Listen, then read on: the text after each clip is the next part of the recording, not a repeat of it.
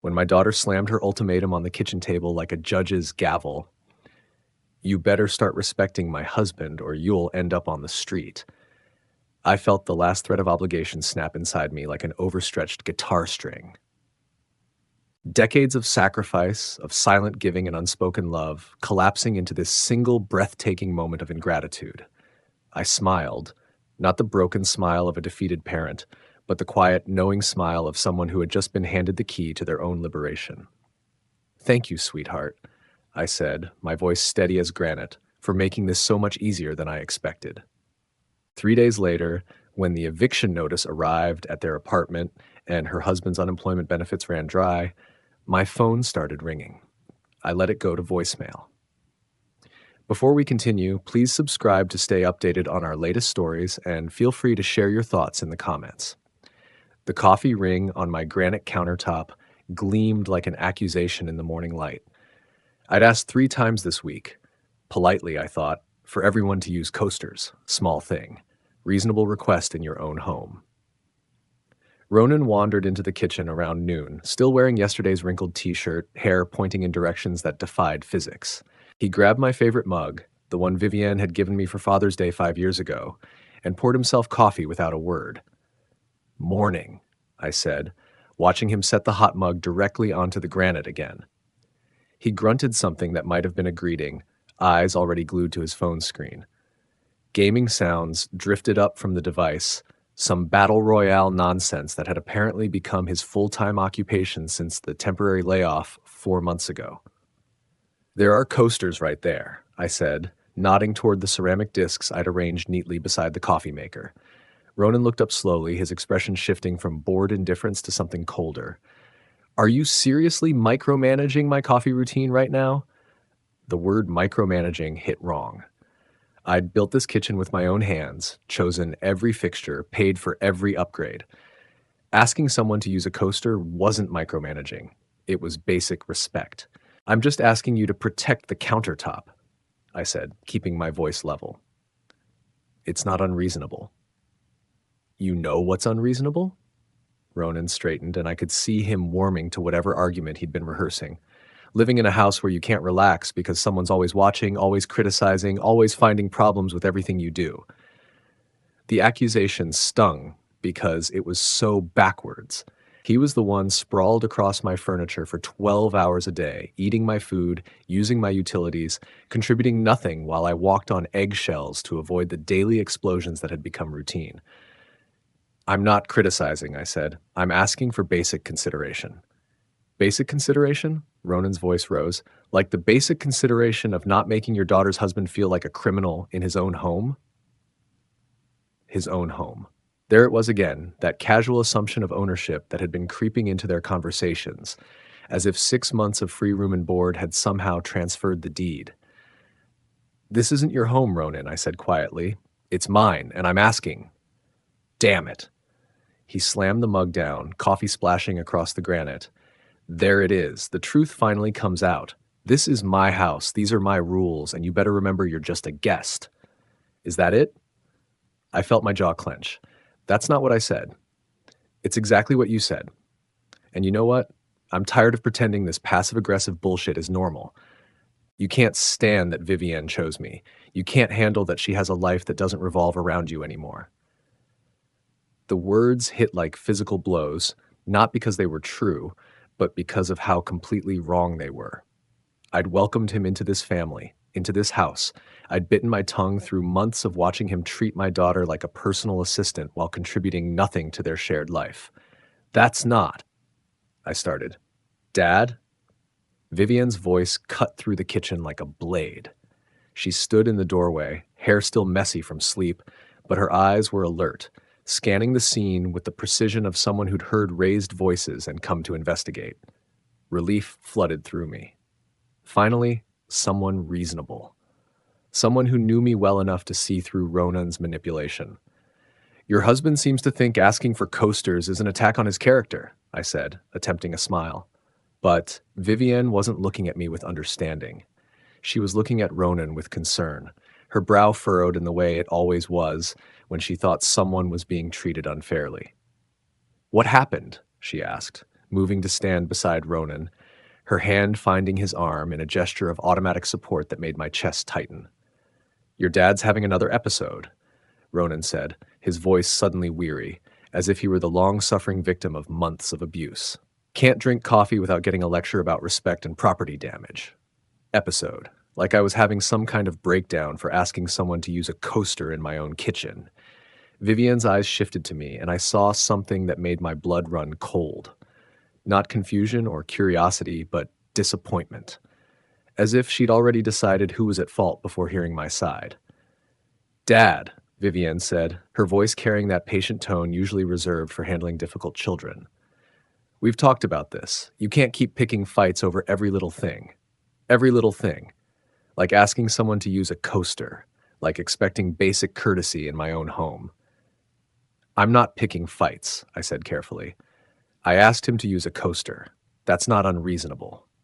But it's how you ask," she continued, moving fully into the kitchen now, positioning herself between Ronan and me like a referee. "It's the tone, the attitude. You make him feel unwelcome. The irony would have been funny if it weren't so painful. I was making him feel unwelcome in my house while he contributed nothing, respected nothing, and treated the place like his personal hotel. Vivian, I think you're misunderstanding." "No, Dad. I understand perfectly." Her voice was rising now, taking on that edge I'd been hearing more often lately. "You can't accept that I'm married, that I chose someone, that my life doesn't revolve around making you happy anymore." The words landed between us like a grenade with the pin pulled. I felt my jaw unclench for the first time in months, not with defeat, but with something that felt suspiciously like relief. "That's not what this is about," I said. "Isn't it?" Ronan spoke up, his voice carrying a note of wounded righteousness that made my teeth clench. "Every day it's something new. The way I load the dishwasher, where I park my car, how long I spend looking for work. Nothing I do is good enough for the great man who built this house with his bare hands. Built this house with my bare hands." He said it like it was something to be ashamed of, like decades of hard work and sacrifice were somehow pretentious. I never said, "You don't have to say it," Vivian interrupted, her eyes flashing with an anger that seemed wildly disproportionate to asking someone to use a coaster. "It's in every look, every comment, every time you make him feel like he's not good enough for your precious daughter." I stared at her, this woman who used to be my little girl, and felt something fundamental shift inside me. She wasn't defending her husband from unreasonable treatment. She was attacking me for existing in my own space. "So here's how it's going to be," she said, crossing her arms in a gesture I remembered from her teenage years. "You better start respecting my husband, or you'll end up on the street." The words hung in the air like a slap. End up on the street. In my own house. After 40 years of mortgage payments, of maintaining every fixture, of working extra shifts to afford the renovations that made this place beautiful. I felt something snap inside me, not break, but snap into place, like a puzzle piece finally finding where it belonged. I smiled. Not the broken smile of a defeated father, but something else entirely. Something that made Vivian take a small step back and Ronan's gaming sounds suddenly stop.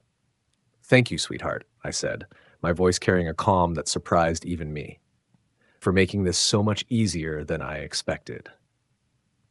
The silence that followed felt different from the usual post-argument quiet. This wasn't the tense aftermath of another family dispute. This was the moment when the air pressure changes before a storm, when animals go silent and the sky turns an unnatural color.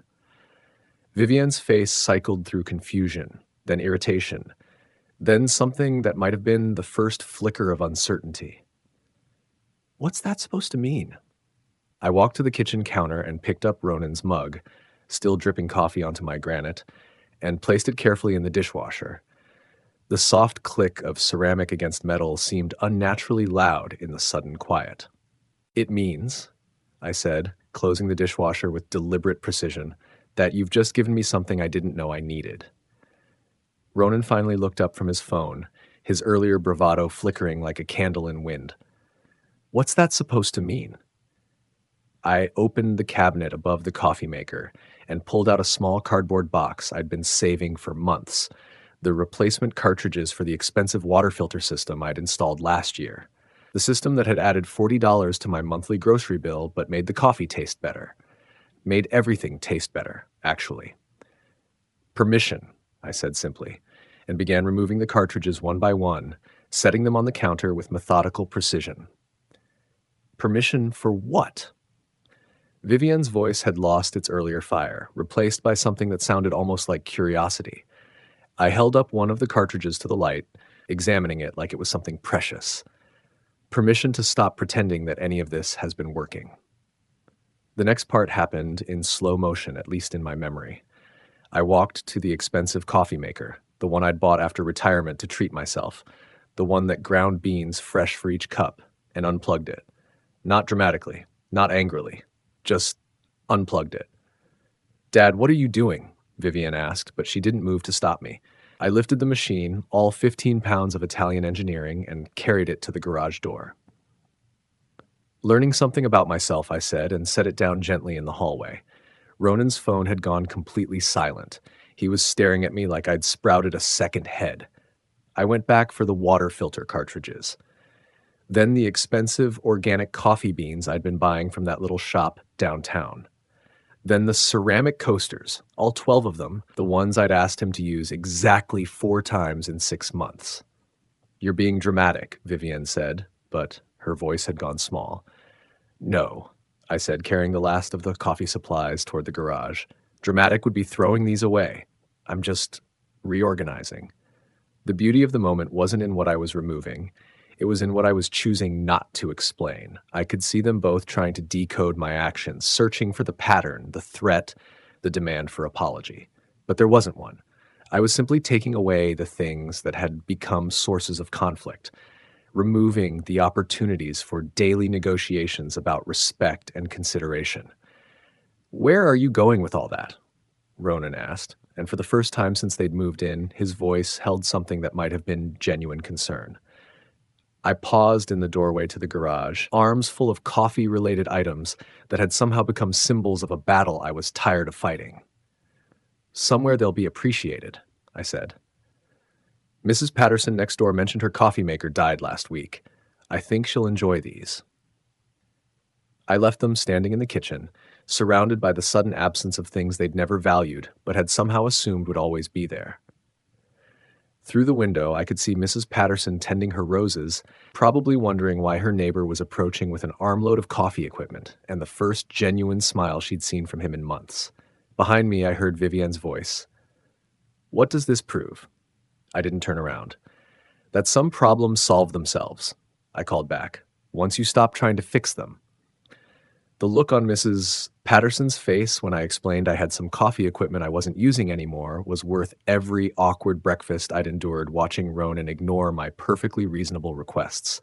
Her gratitude was immediate, uncomplicated, and real. When I walked back into my house 10 minutes later, Vivian and Ronan were still standing exactly where I'd left them, but the entire atmosphere had changed. They looked like actors who'd forgotten their lines, standing on a stage where the scenery had been quietly rearranged while they weren't paying attention.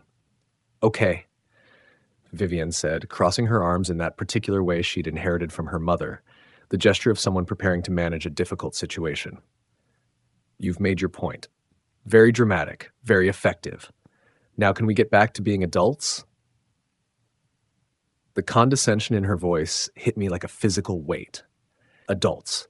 As if I was the child in this scenario, as if my response to months of exploitation was somehow immature. I moved to the sink, taking my time washing my hands while I processed the shift in her tone. Gone was the uncertainty from earlier. This was the voice of someone who'd decided to call what she thought was a bluff. The water was cold against my skin, grounding me in the moment. "What point was that?" I asked, watching their reflections in the window above the sink. "The whole performance," Ronan said, and there was an edge in his voice now, the kind men use when they think another man is showing off for attention. His phone lay forgotten on the counter, which told me everything about how seriously he was taking this conversation. "Giving away your stuff, making mysterious comments. We get it.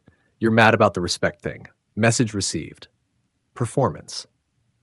Mad. They'd managed to reduce my actions to a tantrum that had run its course and could now be dismissed. I felt my jaw clench involuntarily, then forced it to relax. Control was everything now. And, I said, drying my hands with methodical precision. And now we move on, Vivienne continued, her voice warming with the confidence of someone who thought she'd successfully navigated a crisis. She even smiled, that bright, professional smile she used to close sales. We all learned something today. You got to express your feelings. We got to understand how serious you are about household courtesy. Everyone wins. The audacity took my breath away. My self-respect had become feelings. Months of exploitation had been reduced to household courtesy. And somehow, in her mind, everyone was supposed to win from a scenario where I'd been threatened with homelessness in my own house. "So we're good?" Ronan asked, and I could hear relief starting to creep into his voice, see his shoulders beginning to relax. "No more dramatic gestures?" Dramatic gestures. As if protecting my own interests was theater rather than necessity.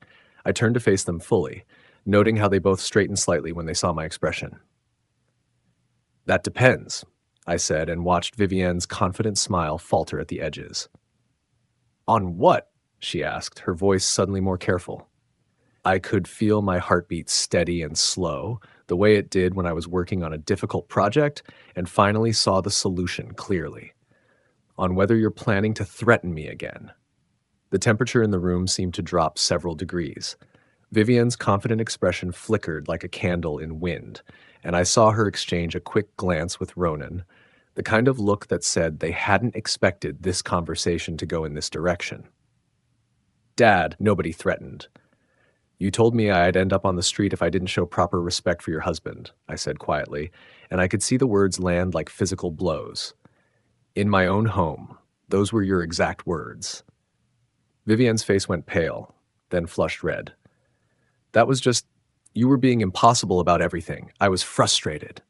Frustrated. The word she used to justify threatening her father with homelessness. I felt something cold and sharp settle behind my ribs. Not anger, exactly, but something cleaner and more dangerous. "And if you get frustrated again?" I asked. Ronan stepped forward slightly, his jaw tightening, and I could see him trying to reclaim control of the situation through physical presence. "Look, maybe everyone said things they didn't mean, but you can't hold one comment hostage forever." Hold hostage. Interesting choice of words from someone who'd been freeloading for 6 months. I let the irony hang in the air for a moment, watching his face as he realized what he just said. "I'm not holding anything hostage," I said, my voice steady as stone. "I'm just wondering what happens the next time you decide I'm not showing sufficient respect in my own home." "It won't happen again," Vivienne said quickly, and I could hear panic starting to thread through her voice. "We'll be more careful about how we communicate." More careful. Not more respectful. Just more careful about getting caught being disrespectful. The distinction was everything. "Good," I said, and let a smile touch the corners of my mouth. Not warm, not forgiving, but something that made them both take a small step back. Because if either of you ever threatens me with eviction from my own property again, you'll discover exactly how fast someone can actually end up on the street. The silence that followed was different from their earlier discomfort. This was the silence of people realizing that the person they'd been managing might not be as manageable as they'd assumed. I could see the calculation happening behind their eyes, the moment when arrogance gave way to something that looked like genuine concern. "You can't be serious," Ronan said, but his voice had gone quiet, uncertain. "Try me," I said, and felt a kind of peace settle over me. Not the peace of resolution, but the peace of finally standing on solid ground. Vivienne's face cycled through several expressions, surprise, anger, something that might have been fear, before settling on indignation. "So what? You're threatening us now? That's your solution?" The accusation stung because it was so backwards, so perfectly upside down. "I'm not threatening anyone," I said, my voice calm as still water. "I'm explaining consequences. There's a difference." "This is insane," she said, her voice rising, and I could see tears starting to gather in her eyes, whether from anger or genuine distress, I couldn't tell. "You can't just kick out your own daughter because of one argument." One argument, as if months of systematic disrespect could be reduced to a single disagreement. "You're right," I agreed, and watched hope flicker across her face. I can't kick out my daughter because of one argument, but I can evict two adults who think they can threaten the homeowner with homelessness and then act surprised when he takes them seriously. We're family, Ronan said, his voice cracking slightly, and the word came out like a desperate prayer to a god who'd stopped listening. Family, I repeated thoughtfully, tasting the word. Is that what we're calling people who threaten to throw you out of your own home? Vivian's face flushed deep red, and I could see her hands shaking. You're being petty. You're being cruel. This isn't who you are. The words hit harder than I'd expected, not because they were true, but because they came from someone who'd once known me better than anyone. Maybe not, I said quietly, but it's who I'm becoming. And if you don't like this version of me, you're welcome to find somewhere else to live while I figure out who I want to be next. I could see the exact moment when they realized I wasn't bluffing, wasn't performing, wasn't having a breakdown they could manage. It was like watching a building collapse in slow motion. The way their faces changed, the way their certainty crumbled into something raw and desperate. Fine, Vivienne said, her voice shaking with what might have been anger or something closer to panic. If that's how you want to play this, fine, but don't expect us to just disappear quietly. Don't expect this to be easy. The threat hung in the air between us, and I felt something settle in my chest like a key finding its lock. I don't expect anything to be easy, I said, but I expect it to be final. You have 30 days. 30 days? Ronan's voice cracked like a teenager's. 30 days, I confirmed, and watched their faces as the reality finally hit them. Starting now. The first thing I noticed when I woke up was the smell. Bacon. Real bacon, not the cheap turkey substitute I'd been buying to stretch the grocery budget. The rich, familiar aroma drifted up from the kitchen, accompanied by the sound of eggs sizzling in a pan. I lay in bed for a moment, listening to the domestic symphony below. Cabinet doors opening and closing, the gentle clink of dishes being set on the table. It sounded like the mornings from before, when breakfast was a shared ritual rather than a silent negotiation over who'd eaten what and when. But something felt wrong. Too orchestrated, too deliberate. I padded downstairs in my robe to find the kitchen transformed into a stage set of domestic harmony. Vivienne stood at the stove, still in her pajamas but with her hair carefully arranged, humming as she flipped bacon with practiced precision. Ronan sat at the table, actually dressed and showered before noon, reading what appeared to be a newspaper instead of staring at his phone. Morning, Dad. Vivienne's voice carried the forced brightness of someone auditioning for the role of perfect daughter. I made your favorite breakfast. Thought we could sit down together like we used to. Before they'd moved in and turned every meal into evidence of their entitlement. I could smell the manipulation along with the bacon, thick, greasy, and designed to make me hungry for something I'd lost. That's thoughtful, I said, settling into my usual chair, the one that had somehow become the least comfortable seat at my own table over the past months. Ronan looked up from his newspaper, actually the real estate section, I noticed, not the sports page, and offered what might have been the first genuine smile I'd seen from him in weeks. Hey, good morning. Vivian was up early, wanted to do something special. Something special. After threatening to throw me out of my own house yesterday, she was making breakfast. The psychology was almost admirable in its simplicity. Coffee's fresh, Vivian added, setting a plate in front of me with the kind of careful attention usually reserved for diffusing bombs. The good kind. I went to that little shop downtown you like. The good kind. The expensive beans I'd stopped buying months ago when their presence had doubled my grocery bills. She'd gone out early, spent money we both knew came from my account, to recreate a morning ritual that had died under the weight of their taking. I took a bite of the bacon. Perfect, of course. Crispy without being burnt, seasoned exactly the way I preferred it. The eggs were over easy, the yolks still runny, the toast golden brown. She'd remembered every detail of how I liked my breakfast, probably the first time she'd paid attention to my preferences in months. This is delicious, I said, and watched her face light up with something that might have been genuine pleasure if it wasn't so obviously calculated. I was thinking, she said, settling into her chair with the graceful movements of someone who'd rehearsed this conversation. Maybe we got off on the wrong foot yesterday. Maybe we were all a little too emotional. A little too emotional. The phrase that reduced her threat to throw me out of my own house to a minor communication breakdown. Were we? I asked, cutting into my eggs and watching the yolk spread across the plate. I know I was, Ronan said, and I had to give him credit for the sincerity in his voice. I've been stressed about the job situation, taking it out on everyone around me. That's not fair to you. The job situation. 6 months of unemployment had become a situation temporary and external, rather than the result of his choices. And I think, Vivian continued, her voice taking on the careful cadence of someone delivering a prepared speech, maybe we all need to be more intentional about communication, about making sure everyone feels heard and respected. Intentional communication, feeling heard and respected. The language of self-help books and marriage counselors deployed like armor against the reality of what had happened. I ate my breakfast slowly, tasting each bite while I watched them perform their rehabilitation. The bacon really was perfect. The coffee was exactly the blend I preferred. The entire production was designed to remind me of what I could have if I just forgot about yesterday's threat and returned to being the accommodating father they'd grown comfortable exploiting. "This is nice," I said finally, setting down my fork. Very thoughtful. Hope bloomed on Vivian's face. "So, we're okay? We can put yesterday behind us?"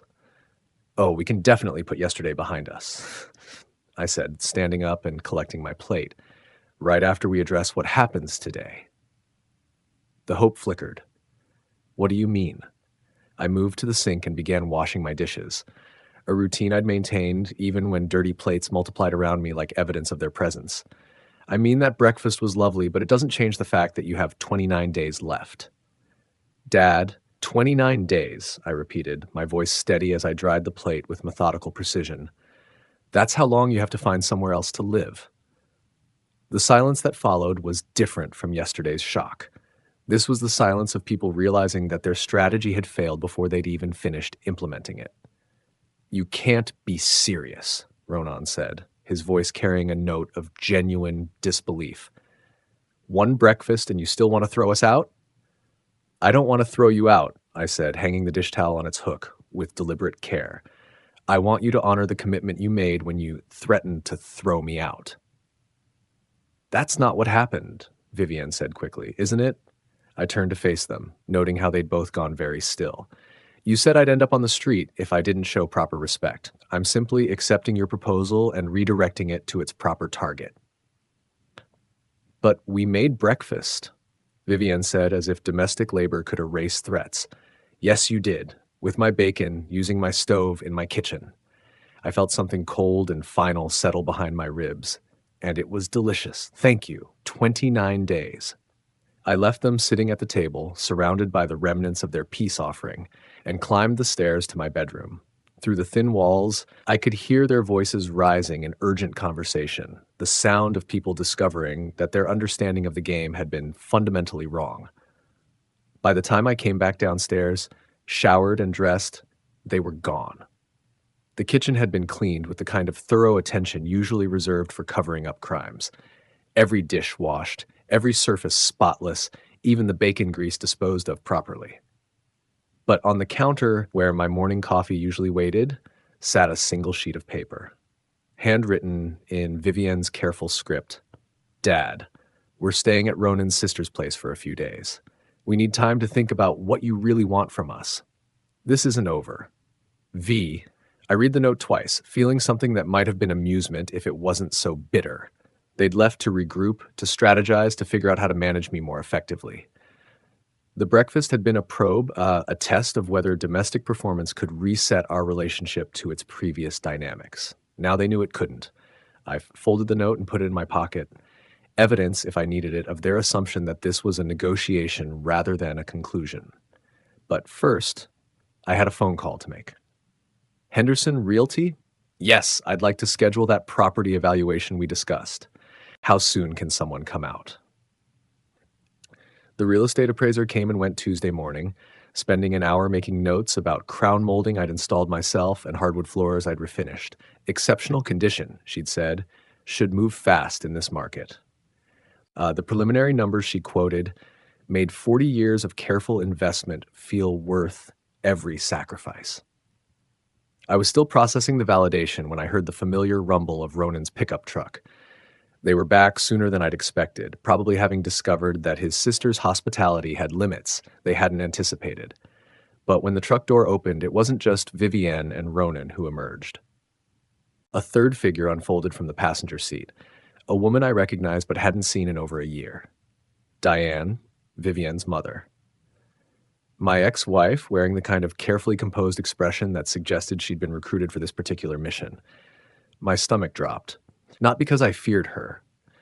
Our divorce had been finalized 8 years ago with all the passion of a business transaction, but because her presence meant they'd escalated beyond family conflict into something more strategic.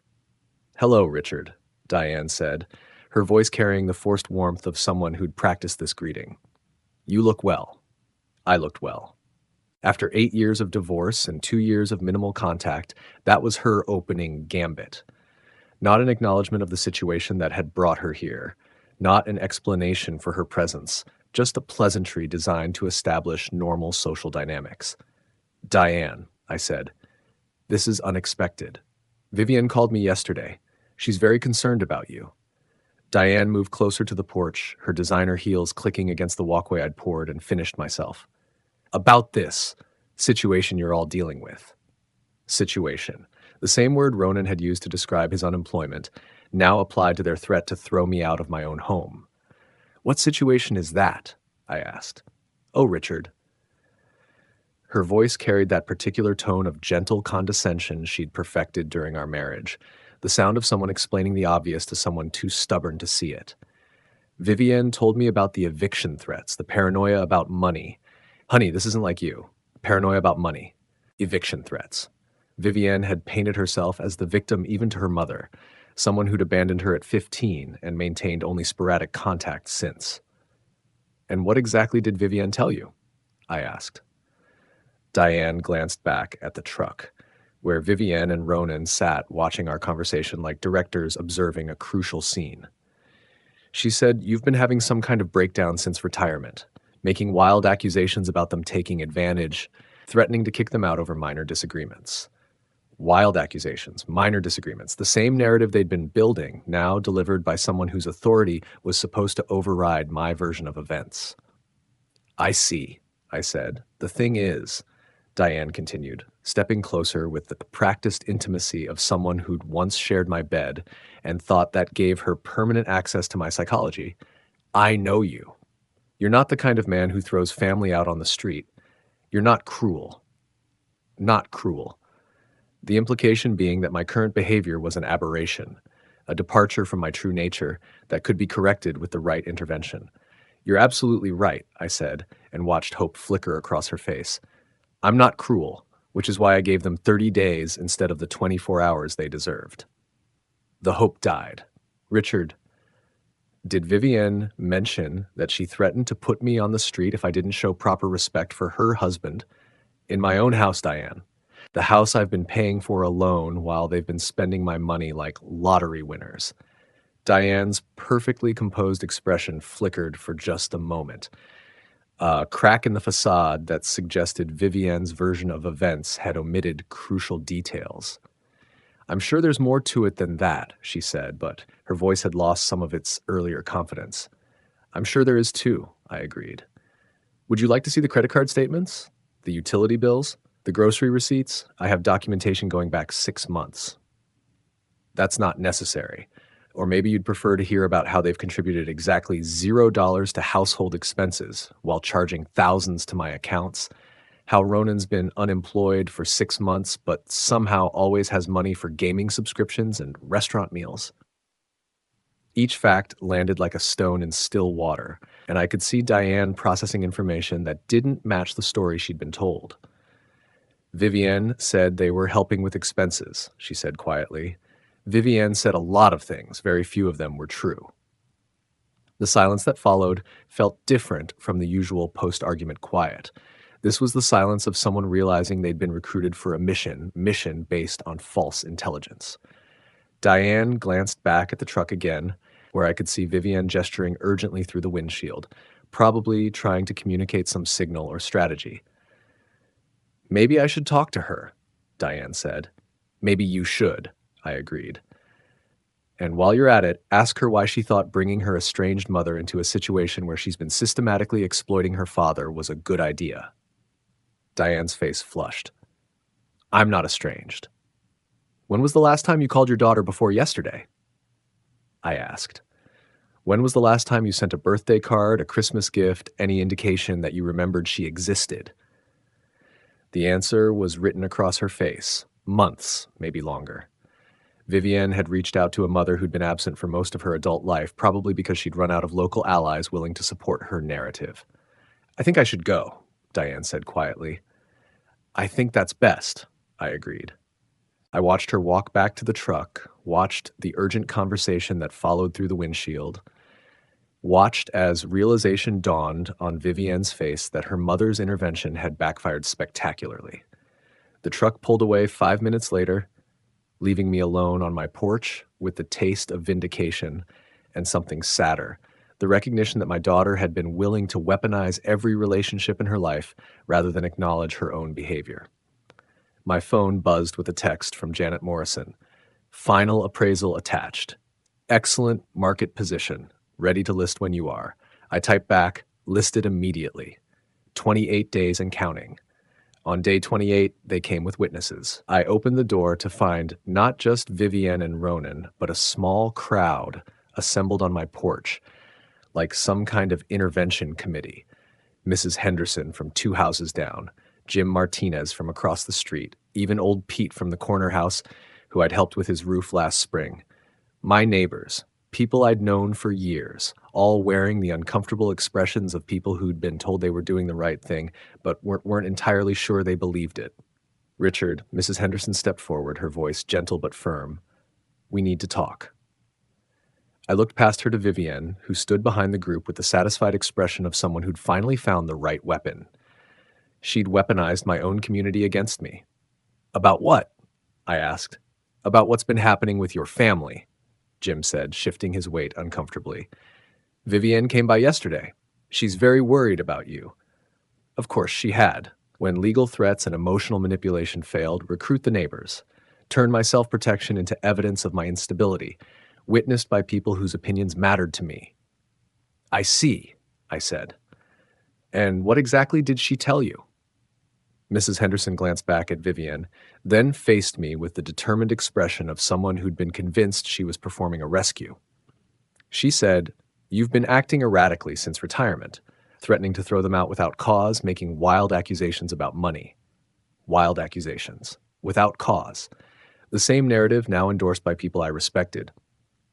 She showed us some concerning behavior patterns, Pete added, his weathered hands fidgeting with his hat, giving away expensive equipment for no reason, sudden personality changes, signs of cognitive decline.